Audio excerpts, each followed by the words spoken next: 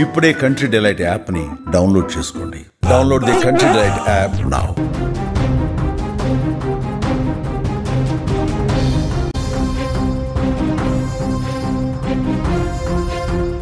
ఇరాన్లో ట్రంప్ అట్లాగే ఇజ్రాయిల్ అధ్యక్షుడు నెతన్యాహులపై ఒక ఫత్వా జారీ అయింది. ఈ ఫత్వా అర్థం ఏంటంటే వీళ్ళు ఎనిమీస్ ఆఫ్ గాడ్, అంటే దేవుడికి ఇద్దరు వ్యతిరేకులు, ఈ ఇద్దరిని క్షమించరాదంటూ ఇరాన్లోని మత పెద్ద అయతుల్లా నాసర్ మకరం షిరాజీ ఈ ఫత్వాని జారీ చేశారు. మీరు స్క్రీన్లో చూస్తున్నారు. ఈ ఫత్వా అంటే ఇరాన్లో ట్రంప్ అట్లాగే నెతన్యాహుని ఎట్టి పరిస్థితుల్లో క్షమించరాదని ఈ ఫత్వా అర్థం. ఇరాన్లో ఇటువంటి ఫత్వా అంటే ఎనిమీస్ ఆఫ్ గాడ్ అని ఫత్వా జారీ చేస్తే ఇరాన్లో మరణ శిక్ష విధించినట్టే.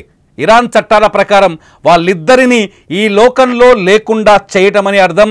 ఇరాన్ చట్టాల ప్రకారం ఒక్కసారి ఈ ఫత్వాని అప్లై చేసి చూస్తే డొనాల్డ్ ట్రంప్కి, అమెరికా అధ్యక్షుడు డొనాల్డ్ ట్రంప్కి అట్లాగే ఇజ్రాయెల్ అధ్యక్షుడు నెతన్యాహుకి ఇద్దరికి ఇరాన్ మరణ శిక్ష విధించినట్టుగా అర్థమవుతుంది. అంటే ఈ ఇద్దరికి ఎట్టి పరిస్థితుల్లోనూ, ఫత్వాలో కొన్ని విషయాలు చాలా స్పష్టంగా రాసున్నాయి, ఎట్టి పరిస్థితుల్లోనూ ఈ ఇద్దరు నాయకులు తిరిగి అధికారంలోకి రాకుండా చూడాలి అన్నది ఒక రూల్. అయితే ఈ ఇద్దరు పరిపాలిస్తున్న దేశాలకి ఇస్లామిక్ కంట్రీస్ నుంచి ఎటువంటి సహాయ సహకారాలు అందించకూడదు అనేది రెండో పాయింట్గా తెలుస్తుంది.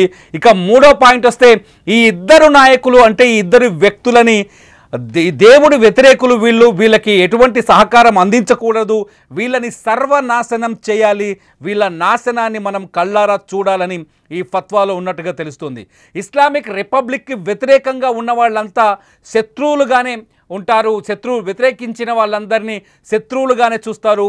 గతంలో కూడా ఇటువంటి ఫత్వాలు జారీ చేసిన వాళ్ళకి ఇరాన్లో మరణ శిక్ష విధించిన సందర్భాలు ఉన్నాయి. తాజాగా కూడా చాలామందికి ఏవైతే ఫత్వాలు పెండింగ్లో ఉన్నాయో, దేవుడి వ్యతిరేకులని వీళ్ళు ఎవరైతే ఇరాన్ మత పెద్ద షిరాజీ ఫత్వా జారీ చేసిండో, ఈ మత పెద్ద జారీ చేసిన ఫత్వాలకి వ్యతిరేకంగా ఉన్న వాళ్ళని, ఫత్వాలో వ్యతిరేకులుగా పేర్కొన్న వారికి ఇరాన్లో మరణ శిక్ష విధించిన సందర్భాలు ఉన్నాయి. ఈ నేపథ్యంలో తాజాగా డొనాల్డ్ ట్రంప్కి అట్లాగే నెతన్యాహుకి కూడా మరణ శిక్ష విధించినట్టేనంటూ ఇరాన్లోని కొందరు వ్యక్తులు చర్చిస్తున్నారు. ఈ పరిణామాలన్నీ ఎప్పుడైతే ఇరాన్ పైన ఇజ్రాయెల్ యుద్ధం మొదలుపెట్టింది, ఆ యుద్ధంలోకి అమెరికా కూడా ఎంటర్ అయింది. ఇరాన్ ఇజ్రాయెల్ యుద్ధంలో ఇరాన్ తీవ్రంగా నష్టపోయింది, వందలాది మంది పౌరుల్ని కోల్పోయింది, అట్లాగే మిలిటరీని కోల్పోయింది. ఇరాన్ ఎంతో ఇంపార్టెంట్గా ముఖ్యంగా భావిస్తున్న 3 అణు కేంద్రాలను కూడా కోల్పోయింది ఇరాన్.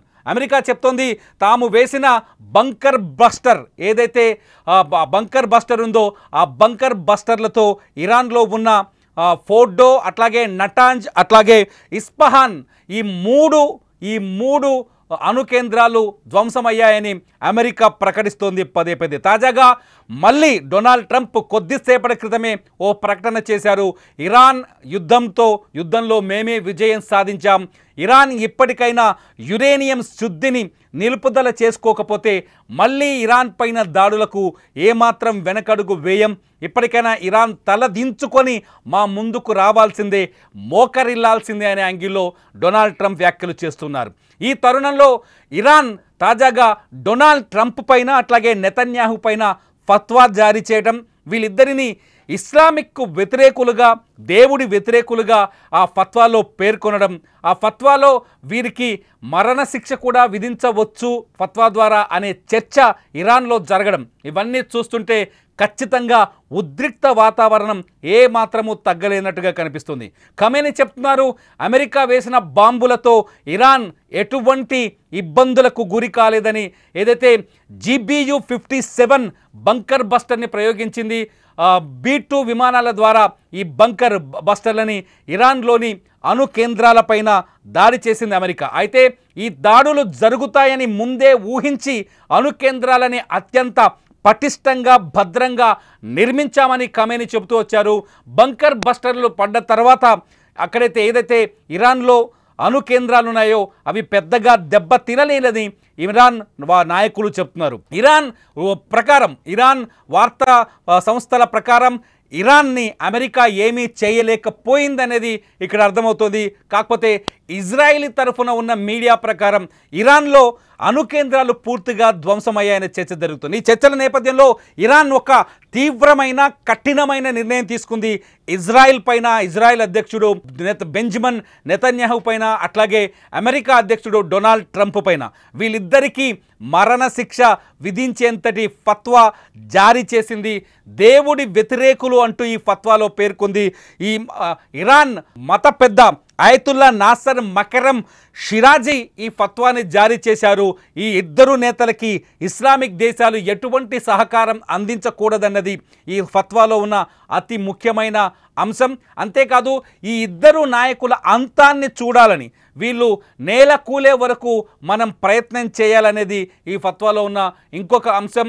ఈ ఇద్దరు నాయకులకు పాలిస్తున్న దేశాలకు కూడా ఇస్లామిక్ దేశాలు ఎటువంటి సహాయ సహకారాలు అందించకూడదన్నది ఈ ఫత్వాలో ఉన్న సారాంశం. ఫత్వాను చూస్తుంటే చాలా కఠినమైన నిర్ణయం తీసుకున్నట్టుగా తెలుస్తుంది. ఇరాన్, అమెరికా ఇజ్రాయెల్ని ఎప్పటికీ క్షమించబోమని, ఈ రెండు దేశాలపైన తమ కఠినమైన నిర్ణయాలు ఉంటాయని, ఈ రెండు దేశాలు తప్పులు చేశాయని, ఇరాన్ పైన దాడులు చేసి తప్పులు చేశాయని, ఇరాన్ని బెదిరించాయని, ఇరాన్ని మాత్రమే కాదు ఈ ఇద్దరు నాయకులు మొత్తం ఇస్లామిక్ రిపబ్లిక్ దేశాలన్నింటినీ బెదిరిస్తున్నారని ఈ ఫత్వాలో పేర్కొన్నారు ఇరాన్ మత పెద్ద. అంటే ఇస్లామిక్ దేశాలకి డొనాల్డ్ ట్రంప్, నెతన్యాహు పూర్తి వ్యతిరేకులని చెప్పే ప్రయత్నం చేస్తుంది ఈ ఫత్వా ద్వారా. ఈ ఫత్వా ఇప్పుడు ప్రపంచవ్యాప్తంగా చర్చకు దారితీస్తుంది. డొనాల్డ్ ట్రంప్ మాత్రం ఈ విషయాన్ని, ఇరాన్తో యుద్ధం విషయాన్ని పాకిస్తాన్ భారత్ యుద్ధం మాదిరిగానే ప్రచారం చేసుకుంటున్నారు. నేనే భారత్ పాకిస్తాన్ యుద్ధాన్ని ఆపాను అని ఎలా అయితే పదే పదే ప్రపంచ వేదికలపైన చెబుతూ వస్తున్నాడో డొనాల్డ్ ట్రంప్, ఇరాన్ పైన కూడా విజయం సాధించామని, ఇరాన్ పైన మేమే పెత్తనం చెలాయిస్తున్నామని, ఇరాన్ ఇక మేము చెప్పినట్టు వినాల్సిందేనని డొనాల్డ్ ట్రంప్ చెప్తూ వస్తున్నారు. తాజాగా కూడా 2 నిమిషాల క్రితం కూడా డొనాల్డ్ ట్రంప్ ఏ వ్యాఖ్యలు చేశారు.